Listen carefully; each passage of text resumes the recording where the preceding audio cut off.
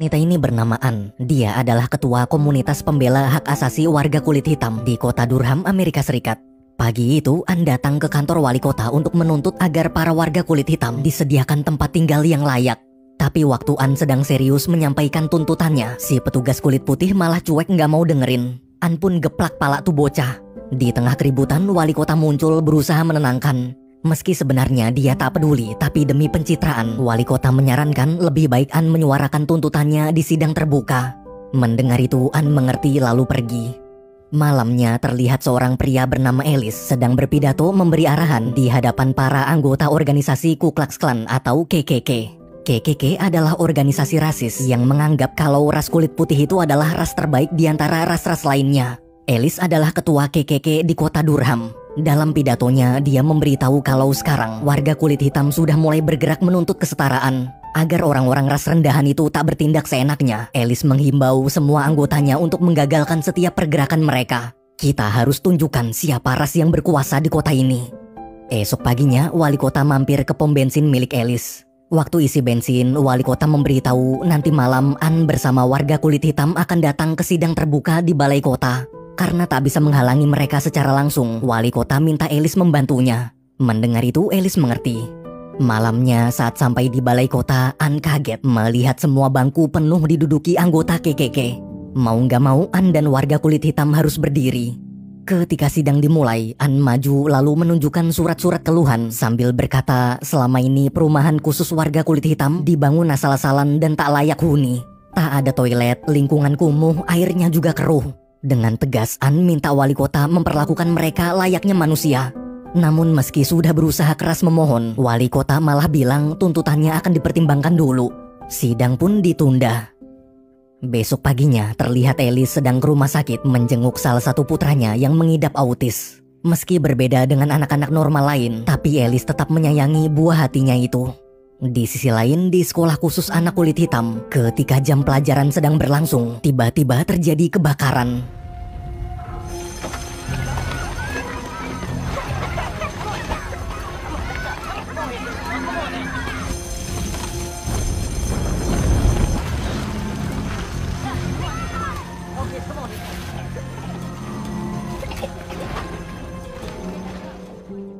Setelah dapat kabar sekolah putrinya kebakaran, Ann langsung datang. Beruntung putrinya baik-baik aja. Di tengah evakuasi, kepala sekolah bilang hampir seluruh bangunan terbakar habis, jadi terpaksa sekolah harus ditutup. Mendengar itu, Ann syok. Demi menyelamatkan masa depan putrinya dan anak-anak kulit hitam lain, dia harus melakukan sesuatu. Malamnya di bar, waktu Ellis lagi nongkrong, ada seorang politisi menghampiri lalu memberitahu tadi siang sekolah kulit hitam baru aja kebakaran. Jadi sekarang Ann sedang mencoba mengajukan permohonan agar para siswa kulit hitam dibolehkan pindah bergabung ke sekolah kulit putih. Permohonan itu rencananya akan dibahas di sidang terbuka berikutnya. Ellis sangat kesal. Kalau didiemin, lama-lama ras rendahan itu ngelunjak. Beberapa hari kemudian di persidangan terbuka, Ann datang bersama orang tua siswa, sementara Ellis juga datang membawa anggotanya. Selama sidang, gara-gara situasi memanas, lagi-lagi wali kota memutuskan menunda sidang. Besoknya di kantor Departemen Hukum, demi menengahi konflik di kota Durham, pemerintah pusat mengirim utusan seorang pengacara kulit hitam bernama Bill yang berpengalaman menyelesaikan masalah perselisihan antar ras. Keesokan harinya, Bill mengundang Ann dan Ellis makan siang bersama. Setelah berkenalan, Bill menjelaskan kalau dia diutus untuk menyelesaikan masalah perpindahan murid kulit hitam ke sekolah kulit putih. Selama beberapa minggu ke depan, Bill akan mengundang semua orang tua siswa dari masing-masing ras. Agar program ini berjalan lancar, Bill butuh asisten. Dia ingin Ann dan Ellis bekerja sama membantunya mengkoordinasi kedua ras. Mendengar ide yang sangat bagus itu, dengan senang hati mereka berdua nolak. Bill pun istighfar. Esok hari, Bill, Ann, Ellis, serta para orang tua siswa datang ke sekolah. Saat rapat berlangsung, Bill bilang selain orang tua siswa, nantinya kita akan mengumpulkan warga kota juga. Setelah menjelaskan panjang lebar tentang programnya, Bill menunjuk Ann dan Ellis untuk jadi asistennya. Awalnya mereka tetap menolak, tapi karena tak ada orang lain yang mau menggantikan, mau nggak mau mereka berdua terpaksa setuju. Selesai rapat, besoknya semua mulai menyebar brosur untuk mengundang masyarakat ikut bergabung.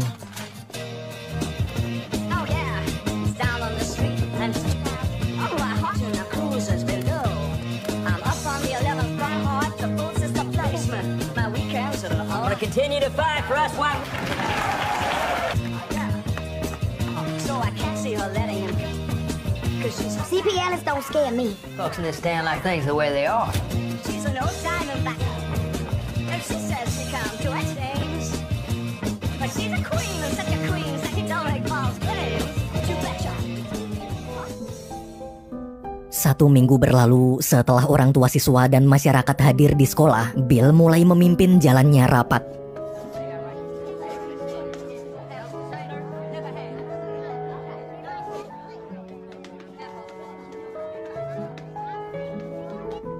Berjam-jam lamanya diskusi, di akhir sesi Bill bilang di pertemuan berikutnya kita akan memilih 5 orang juri dari masing-masing ras untuk memberi voting apakah para siswa kulit hitam boleh masuk ke sekolah kulit putih.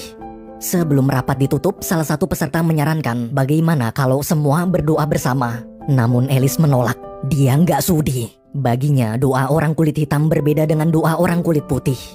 Selesai pertemuan di luar, Ann menemui Alice dan meluapkan amarahnya. Ras kita memang berbeda, tapi ingat Tuhan seluruh manusia tetap sama. Same God made you, made me.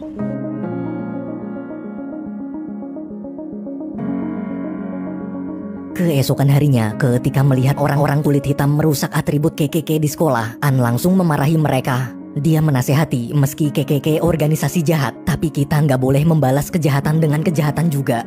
Dari kejauhan, saat melihat Ann merapihkan lagi atribut KKK, Alice hanya terdiam. Besoknya, setelah memilih 5 orang juri dari masing-masing ras, Bill memulai rapat.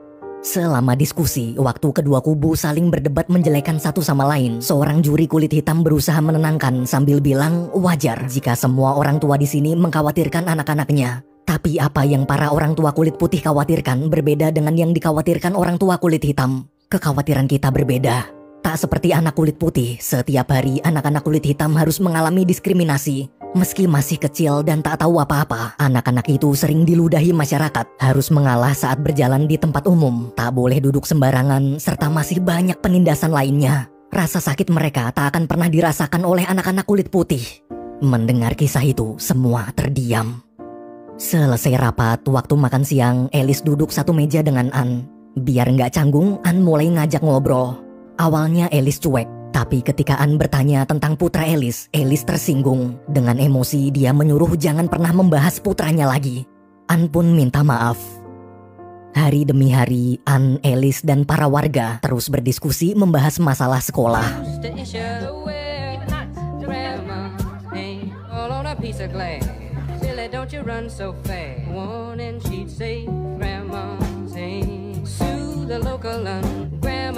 Hey, used to ache sometimes. Jesus hands, grandma. Put yourself in G for grandma's hand. Till it came in a handy grandma's hand. Each time I fed grandma. Suatu pagi di sekolah, ketika Alice sedang diskusi, tiba-tiba dia dapat kabar kalau putranya ngamuk-ngamuk di rumah sakit. Alice pun buru-buru pergi. Saat sampai, ternyata anaknya dipindahkan ke ruangan umum bersama pasien normal lain. Walaupun Alice sudah memohon agar putranya dikembalikan ke ruang perawatan anak berkebutuhan khusus, tapi sayang suster tak bisa. Selama tunggakan biaya rumah sakit bulan lalu belum lunas, maka putra Alice terpaksa ditempatkan di ruangan umum. Alice di situ cuma bisa pasrah. Malamnya di rapat, Ann bingung kenapa Alice masih belum datang juga. Waktu mencari ke kantor, dia nggak sengaja menguping pembicaraan Alice di telepon yang sedang membahas tentang putranya. Besok paginya, diam-diam Ann menjenguk ke rumah sakit. Ketika melihat keadaan putra Alice, Ann kasihan. Dia lalu minta tolong suster untuk memindahkannya ke ruang perawatan anak berkebutuhan khusus. Masalah hutang biar dia yang lunasi. Siang hari, waktu dapat kabar, Alice langsung menghampiri Ann di kantin. Bukannya berterima kasih, dia justru marah. Ia tak sudi dibantu ras kulit hitam rendahan. Mendengar kalimat itu, Ann istighfar. Keesokan harinya, Bill mengajak Ann, Alice, serta para orang tua pergi mengunjungi sekolah anak kulit hitam yang kebakaran. Saat berkeliling dan menyaksikan bagaimana parahnya kondisi sekolah itu, perlahan-lahan hati Alice mulai luluh. Malamnya sepulang ke rumah, dia curhat ke istrinya yang bernama Mary tentang keadaan sekolah anak-anak kulit hitam tadi. Mendengar cerita suaminya, Mary lega, akhirnya Alice sadar.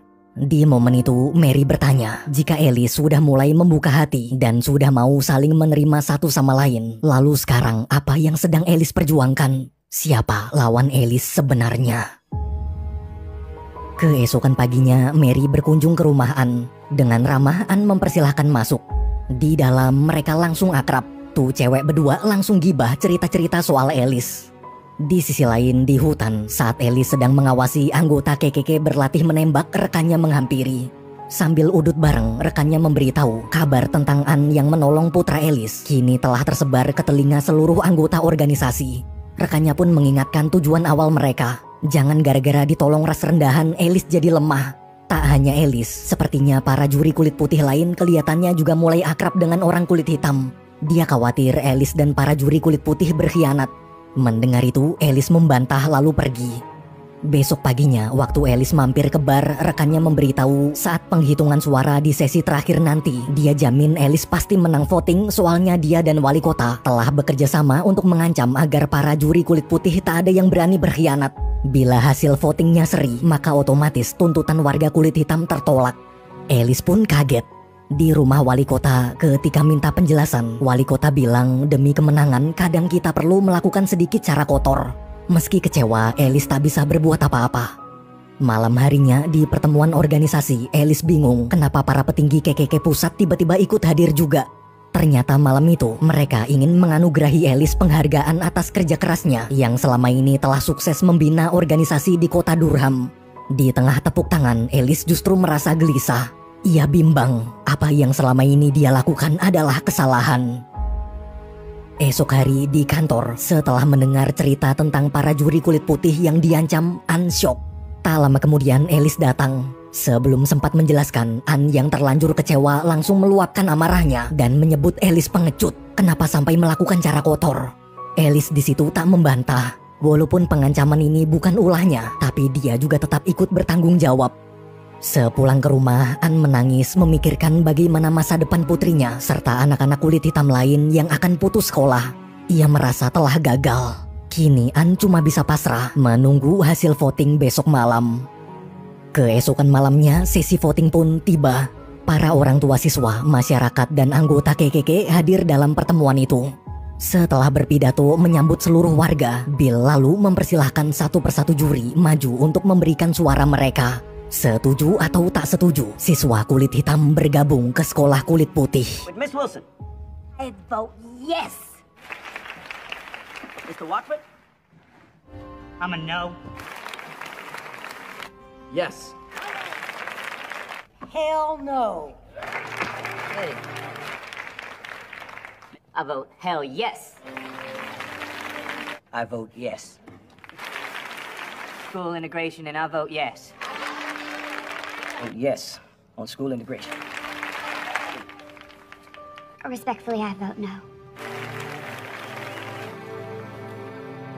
No.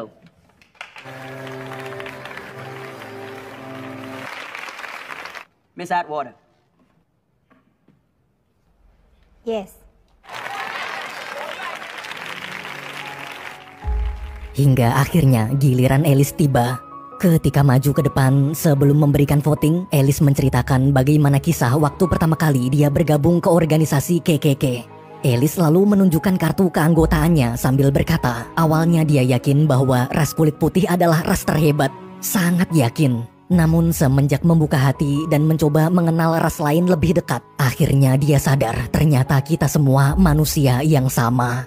Apapun rasnya, Tuhan tetap sama. Tuhan yang menciptakan kita, menciptakan mereka juga.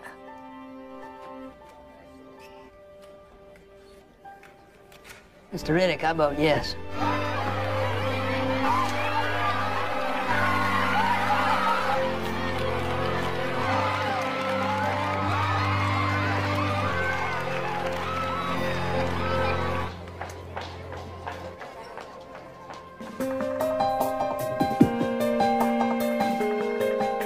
Keesokan harinya, pagi-pagi saat baru bangun, Alice dapat kabar pom bensinnya mengalami kebocoran.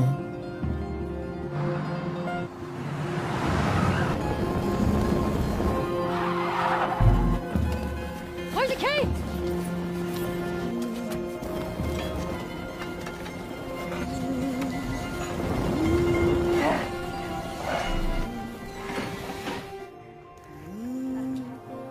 Beruntung api berhasil dipadamkan. Sepulang ke rumah untuk jaga-jaga, Alice menyiapkan senjata. Beberapa hari berlalu, akibat mendukung warga kulit hitam, sebagian besar pelanggan kulit putih terlihat sudah tak mau membeli bensin di tempat Alice lagi. Bisnisnya jadi sangat sepi. Hari itu, Ann dan Bill datang menyapa. Saat mendengar kalau sekarang murid-murid kulit hitam sudah mulai masuk sekolah lagi, Alice ikut senang. Di tengah obrolan, tiba-tiba ada banyak sekali mobil warga kulit hitam berdatangan ingin mengisi bensin. Alice pun kaget. Dengan sigap, dia langsung melayani para pelanggan baru itu, satu demi satu. Film